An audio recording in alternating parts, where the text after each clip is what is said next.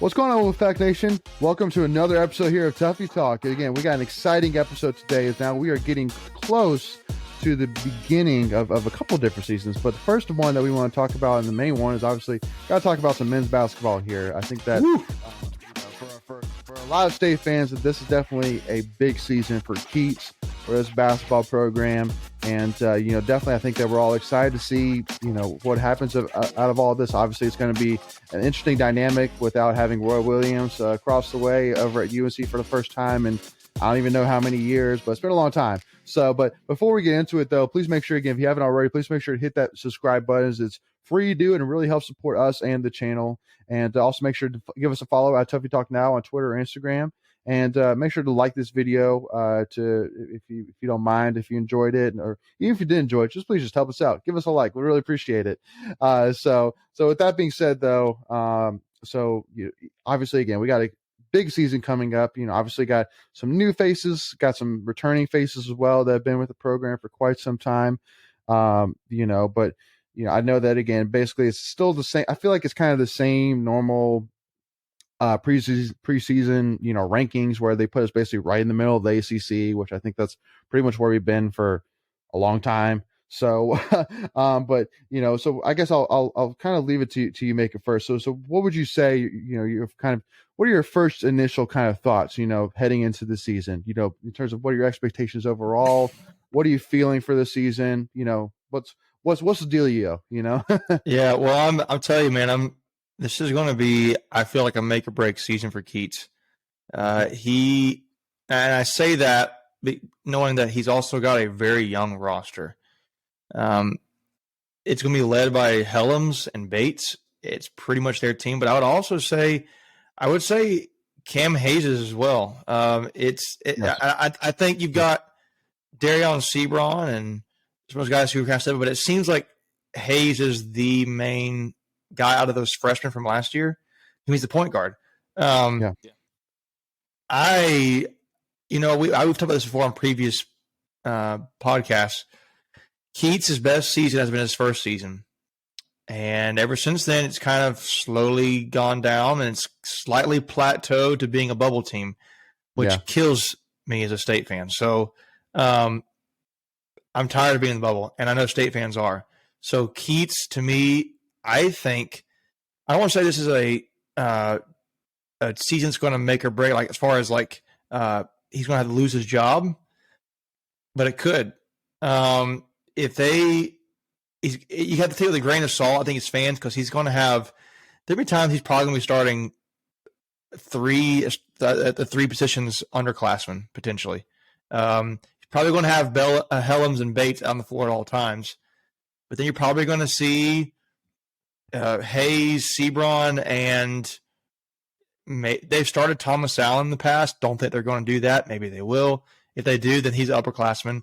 But maybe they're going to – I think that Terquavian Smith is going to be – I think he's going to – Keats has already said – Keats has already gone on record saying he's going to be hard to keep off the court as far as like he also – I think he specifically said it's hard to keep him from being a starter at times because he – is already getting recognized by the team as he is a go-to scorer. My biggest concern is going to be health of the team, particularly Manny Bates' health. Yeah. Behind Manny Bates, I don't know if Jalen Gibson or Ibi Duana are ready. I don't know. Yeah. I mean, maybe they are, and we haven't seen it, but and they clearly have been working in the weight room, especially Ibi. He looks he looks ripped now, but you're getting a major drop off when you go from Bates, I think. So, if I'm another team, I'm going to be I'm kind of going in the weeds here. I would be all about taking Bates out of the game and daring other people to beat us. But I think as far as overall, I think it's going to be another season. I think we're going to end up being a fringe bubble team. Hopefully not. Hopefully exceed expectations, but that's what I'm thinking. That seems to be what the media is thinking as well. And we'll see what happens. It's just I think it'll be very exciting to a degree, knowing you have. I mean, I do think you're going to have a bunch of underclassmen. So you're going to see guys you're probably going to be the teams will be rolling with for the next 2 to 3 years, maybe probably more like 2 years of the same Yeah. guys. So Yeah. Well, the one thing which I will say, and Michael, I'll let you kind of announce as well. But one thing did want to kind of say on top of make his comments, that I think that one big difference for this team that I really feel is maybe a difference compared to teams of the past, and because it was said over and over again by Helms and Bates and Keats, is that this team seems to be a lot more close knit. It seems like the chemistry of the team is really, really good this year. Everybody's really close, and the relationships there, which is a big thing in basketball, where again it's really it's a tic-tac-toe thing. Again, you have to have that chemistry as a team. Maybe like football, it's more of that. There's a lot more pieces on the field at one time. But again, basketball, you gotta have 5 guys that are working and fine tuning together. So that might be a big thing that could be a big helping factor for the season. But we'll see on that. But Michael, I'll let you go ahead and kind of give your thoughts on the season as well. Yeah, I agree with Macon on what he said about we need to get off that bubble. We do line consistently. Yes, I think a lot of fans feel the same way. Yeah. But one thing also you have to remember is that this is only going to be Keats's technically 3rd year with a full off season, kind of in a normal scenario like that. Last year 2019, yeah. 2019-2020 season, we probably would have made the tournament, and then that got cut short because of COVID. And then all of last year, no fans, limited practice and off season, games canceled. Yeah. So, I mean, it's his 5th season, but really only his 3rd full season. Right. And, I think there's a lot of talent on the roster. It's obviously young, raw talent. Yep. But I think it's there. I mean, it's his best recruiting class since he's been here with Pass and Smith and Ross. Yep. And I think they're going to have to contribute early. But I think the talent's there that, obviously we're not going to dominate the ACC this year, but I think we can be competitive this year. Yeah. Like Macon was saying, it's really going to come down to Manny Bates, if he can stay healthy and out of foul trouble and keep us solid there, because we're thin. We're thin in the big men department. A couple of things I want to add real quick. What you said, one thing I think about is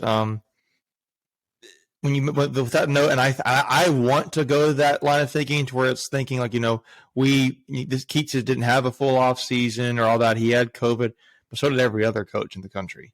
So that's what I think about with that. So it's like, yeah, you're right. And when you're talking about evaluating Keats' coaching job, you have to keep that in mind. And so that but as far as like competing in the ACC, I do think that too. But then secondly, another guy I think we're not talking about either that I don't know what he's going to be, and nobody really knows, is Ernest Ross. Like you mentioned Ross a little bit, but Keats already said, I think he is the best, the rim running and shot blocking big we have, or player we have on the team besides Bates already. Yeah. So to me, you're not going to get the same shot blocking prowess that Bates has. He's elite. No, they're totally different. He's elite. They're totally different. But I think you're going to need to get the guys to be better at rebounding, because that has been a thorn in our side, but just a thorn to us, because we've counted on Bates to be a shot blocker, and we're not rebounding. Like the guards, I think, have rebounded to a degree a little bit better than you typically think, but we need these. That's what I think. I think the bigs need to focus on being really good rebounders. Don't have to be Manny Bates. Just be you and do it well. But well, I think Ross is an interesting player that's going to be considered down the road. Before we continue, I want to take a quick second to tell you about our sponsor, Flatlands Jessup Insurance Group, that has your whole world covered, with agents in 5 offices throughout eastern North Carolina to help you decide how much coverage you need, offering policies for home and auto, recreational vehicles, commercial, crop, health, life, and employee benefits. They are able to combine options to find a comprehensive solution that works for you. Flatlands Jessup protects the things you love so you can spend less time worrying and more time enjoying them. Find them on Facebook and Instagram at Flatlands Jessup. You can also visit their webpage at www.flatlandsjessup.com. So please make sure to go and check them out. Well, especially too, I mean, unfortunately, that's one of the, with decision comes a positive and negative. And one negative, unfortunately, when you go more fast break, more small ball basketball, is that you do lose the rebounding prowess that maybe you'd see like with UNC last year. UNC had a ton of big men last year, so they did really well on the rebounding side. But I think that you kind of see with UNC overall last season that maybe that kind of came back to plague them a little bit, last season. So, but I think that honestly, for me, if you were to ask me maybe who the biggest players I'm kind of looking at to really kind of lead this team, I think Cam Hayes. For me, I'm really looking at. He has to take a whole different level. Season. Yes, he has to. It's very clear from what you saw last season, especially what he did later in the season, that he is there. He has the potential to be there and then some. And from everything that, one of the things that Keith said as well is I guess he gained 10 pounds of muscle over the off season. So which means he could be a lot more physical this season on the defensive side, which is a great thing. For me, I'm looking at Cam Hayes because Helms is going to do his thing. Helms is going to do his thing. He's been doing his thing for a while. And Manny Bates, how good he is. And as long as he stays out of foul trouble, he's going to do his thing. So, but for me to have Cam Hayes, who going into the season is our true point guard, he is the quarterback of the offense. He needs to have a big season if State is going to get where we want to be.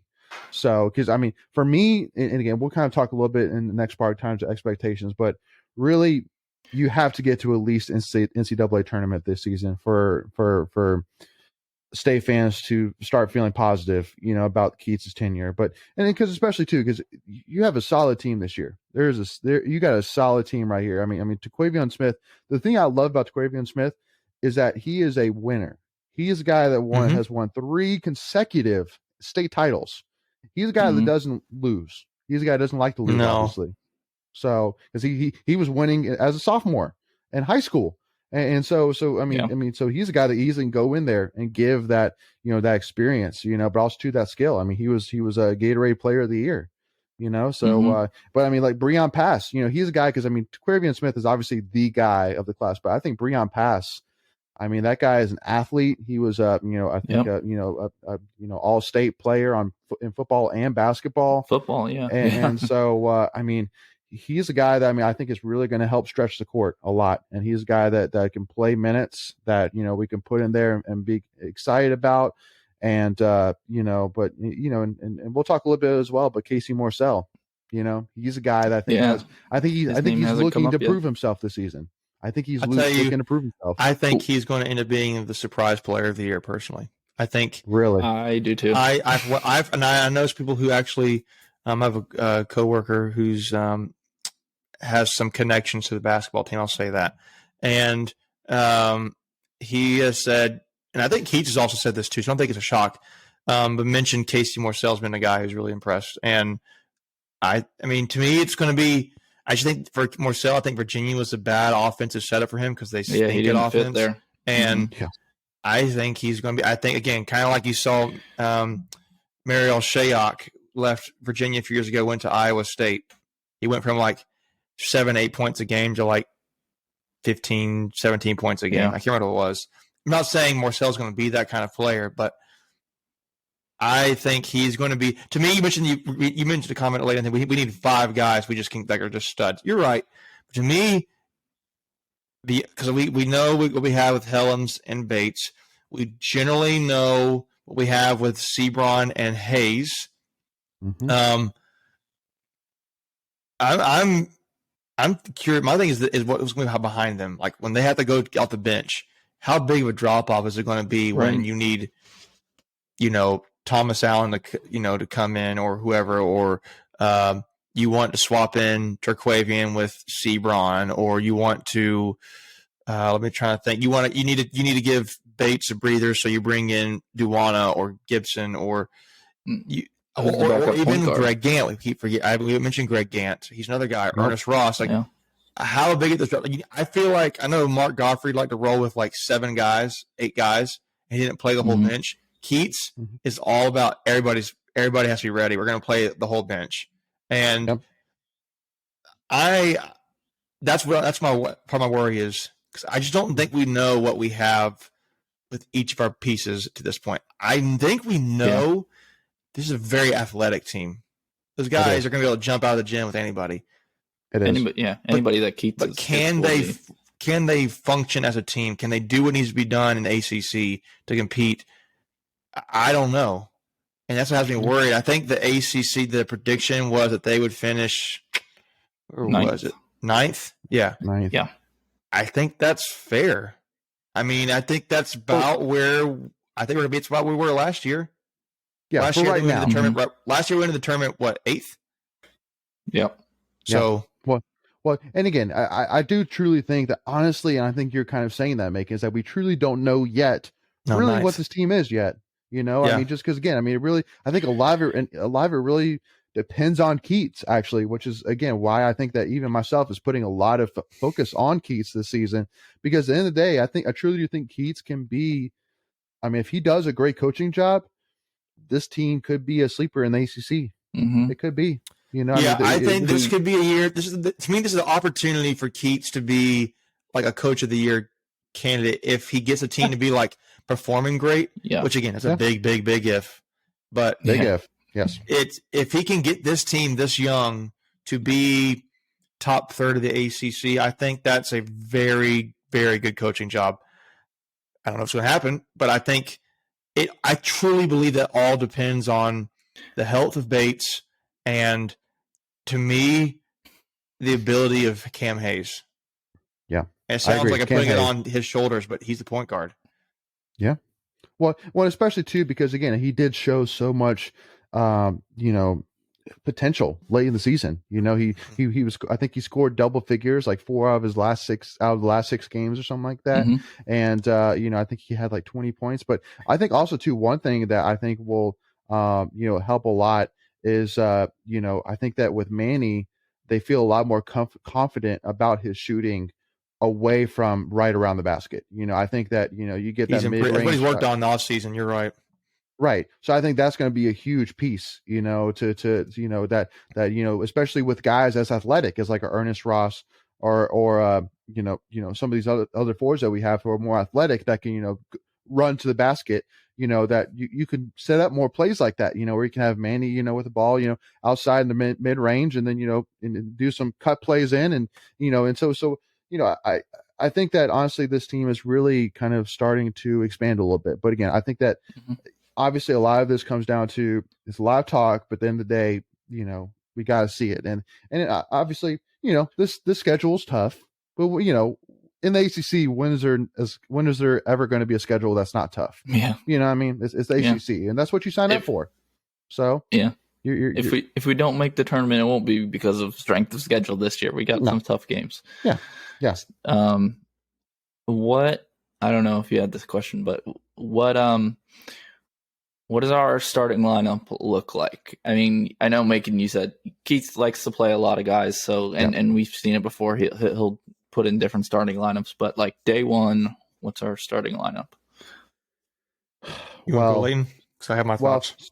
Yeah. Well, so one thing which I did want to mention, which I thought was an interesting thought that Keith kind of mentioned when it came to Helms, is that he kind of mentioned that he kind of saw using Helms this year, kind of like he did Torin Dorn his first, his like last year or two when Keats first came on, where he was kind of a small forward / power forward kind of, a 3-4 hybrid kind of player. Yeah, a 3-4 hybrid. Yeah. That's the word, hybrid. And and so I thought that was kind of interesting, kind of comment for sure. But I mean, so obviously you got your obvious guys like Cam Hayes, Helms, and Manny Bates. Those guys are going to start. Yeah, I think those are the only 3 that are locked in. Yeah. So then who are your bets for who the other 2 are?